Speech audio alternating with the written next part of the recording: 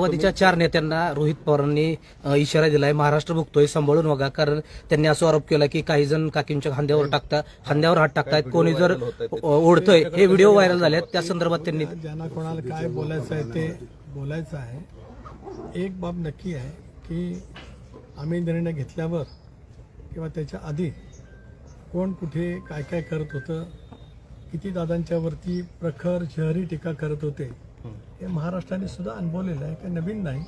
बारामतीमधलं दादांचं भाषण आहे की मी एकटा आहे, बारामतीकर माझ्यासोबत आहेत. हे बारामतीकरांसुद्धा दादांच्या भाषणात मी पाहिलं आहे.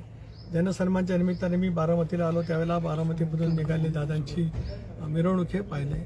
तर काही जण बोलतात, तर काही जण 19लाच भाजपला तिकीट मागण्यासाठी कुठे गेले होते त्याची दादांकडे माहिती होती आणि माझ्याकडेही माहिती होती.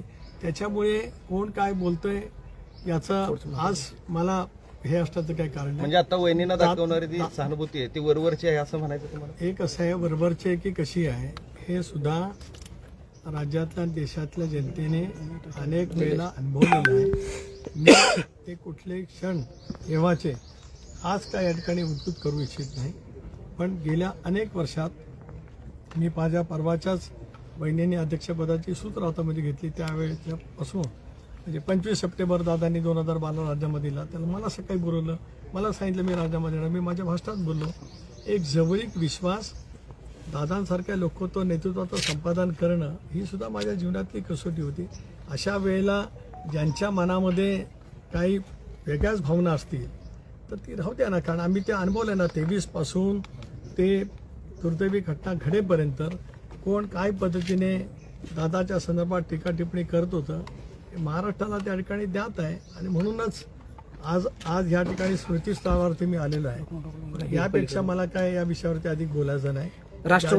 ज्या वेळेला बोलण्याचा प्रसंग येईल त्याच्या वेळेला नक्कीच माझ्याकडे सुद्धा खूप माहिती आहे ना. नाही असेल कशा अनेक क्षण माहिती नाही माहिती मांडण्यापेक्षा अनेक क्षणांचा अनेक घटनांचा मी साक्षीदार आहे. राष्ट्रवादी काँग्रेस पक्षाच्या गेल्या 26 वर्षाच्या वाटचालीमध्ये मला साऱ्या गोष्टी. तुम्ही स्मृतीस्थळावरती आज आलेला आहात. अनेक जण म्हणतायत की वहिनी आमच्या काकी आहेत, अमुक आहे.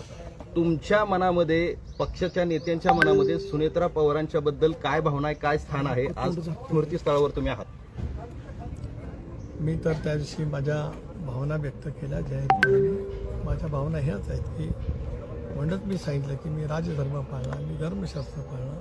दादांना सावलीसारखी साथ वहिनीने आयुष्यभरामध्ये दिली. त्यामुळे दादा आहेत. दादांची बरोबरी कोण करणार नाही. पण दादांच्या विचारावरती त्याच पद्धतीने मार्गक्रमण करण्याचा आणि विशेष करून एक कुटुंब म्हणून सर्वांना सावरण्याचं, धीर देण्याचं, धीरोदात्त पद्धतीने स्वतःवरती प्रसंग आलेला असताना बहिणी ज्या पद्धतीने करतात, आम्हाला सर्वांनाच बहिणी ह्या दादांच्याच ठिकाणी आहेत. आम्ही त्याच पद्धतीने मानतो आहोत. आमच्या भावना त्याच आहेत आणि ह्या आजच आहेत अशातला नव्हे, तर गेल्या अनेक वर्षामध्ये आम्ही त्याच आपुलकीतून किंवा त्याच नात्यातून बहिणींच्याकडे अनेक वेळेला त्यांचं क्रीडा, सामाजिक, वेगवेगळ्या क्षेत्रातलं, स्वच्छतेमध्ये त्यांनी घेतलेलं काम, या सगळ्या परिसरातलं त्यांनी उभं केलेलं विश्व, याची सुद्धा अनेक वेळेला त्यांच्याकडनं माहिती घेऊन आम्ही आमच्याकडे करण्याचा तो प्रयत्न करत आलो. त्यामुळे आमचं स्थान, आमच्या हृदयातलं स्थान तेच आहे. राष्ट्रवादीच्या विलीनीकरणाबाबत सुनील तटकरे आणि पटेल यांना पूर्णपणे माहिती होती असा दावा शरद पवार गटाच्या एका बड्या नेत्याने केलाय. जाऊ दे, कोण नेते काय बोलतात मला सगळं माहिती आहे. जे कोण नेते असतील त्यांनी नाव घेऊन सांगावं.